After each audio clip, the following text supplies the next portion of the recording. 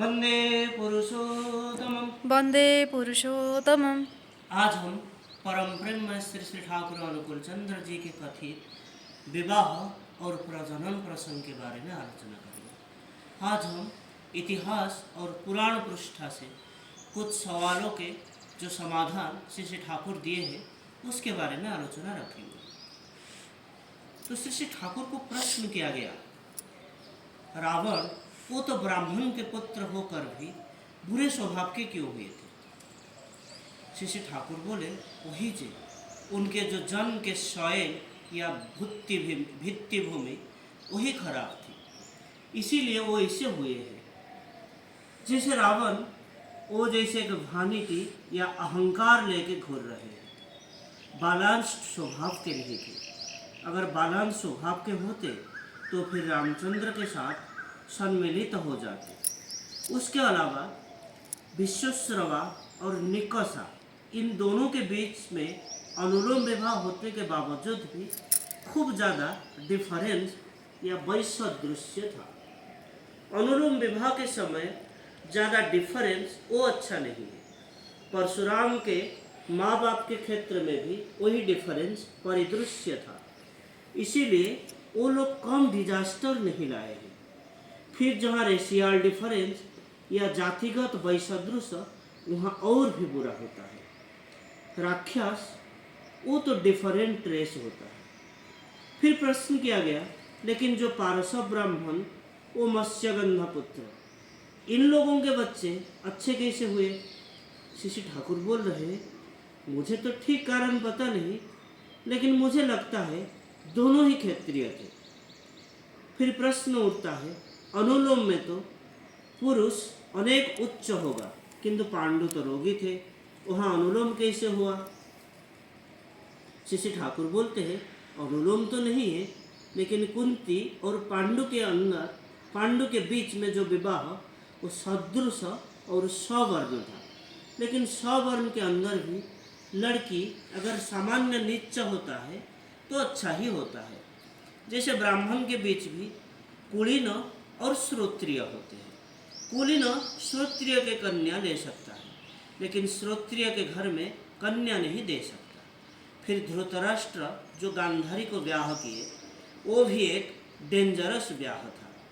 गांधारी थे कांदाहार के कन्या, धृतराष्ट्र वही देश को इन्वेड करके एक बार निकेश कर दिए, सारा देश को छार खार कर दिए थे।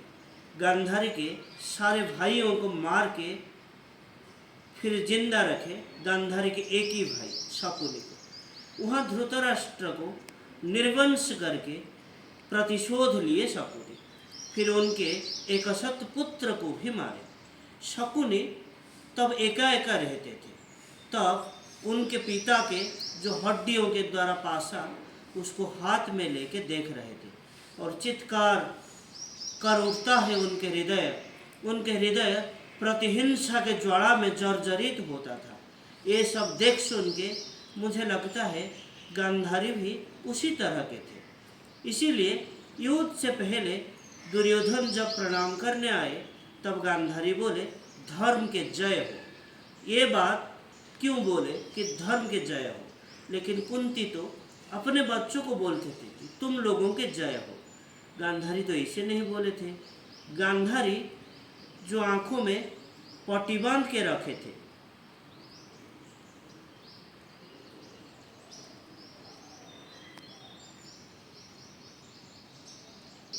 एक विरोधाभास को सूचित करता है। इसीलिए वो घृणा में धृतराष्ट्र के मुख तक देखना पसंद नहीं करता था। उनके अंदर था प्रतिहिंसा, इसीलिए हर समय आंखों में पट्टी बांध के रहते थे।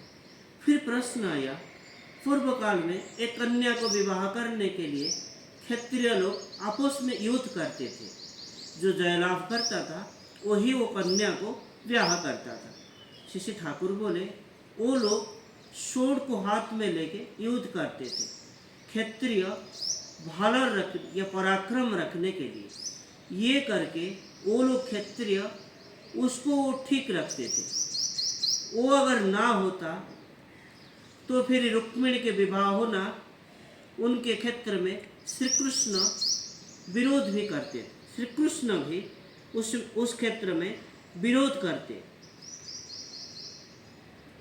वो अगर ना होता तो फिर रुक्मिणी के ब्याह होने के बाद उन लोगों के तहत श्री कृष्ण के विरोध भी लगे रहता। वो लेकिन और लगा नहीं रहा। लेकिन धृतराष्ट्र तो वो कभी किए नहीं थे।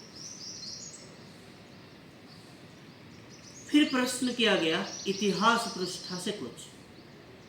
श्री ठाकुर को प्रश्न किया गया, सहजात संस्कार में अगर गंडगोल रहता है तो क्या समझोगे? श्री ठाकुर उत्तर देते हैं, एक्विजिशन या अर्जन और इंस्टिंक्ट या संस्कार, उनके बीच में तफात रहता है। न्यूटन थे मैथमेटिक्स बाय इंस्टिंक्ट, अर्थात संस्कार सिद्ध गणितज्ञ।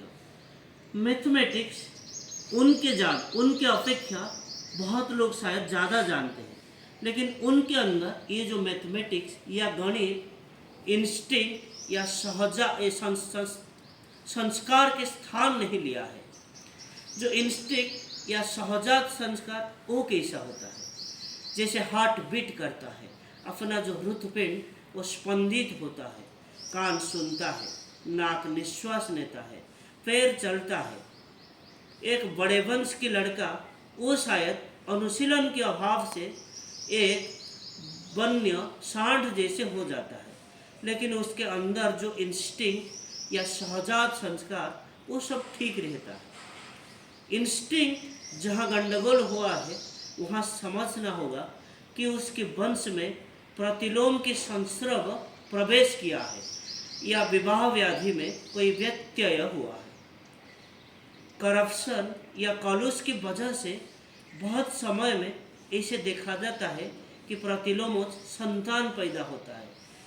ऐसे भी होना असंभव नहीं है कि ब्राह्मण के गर्भ से शूद्र के औरत से कोई बच्चा पैदा होके वो ब्राह्मण के संतान के परिचित है, खुद को वो ब्राह्मण के संतान कह रहा है और समाज में भी ऐसे परिचित लाभ किया है। आज के लिए इतना ही।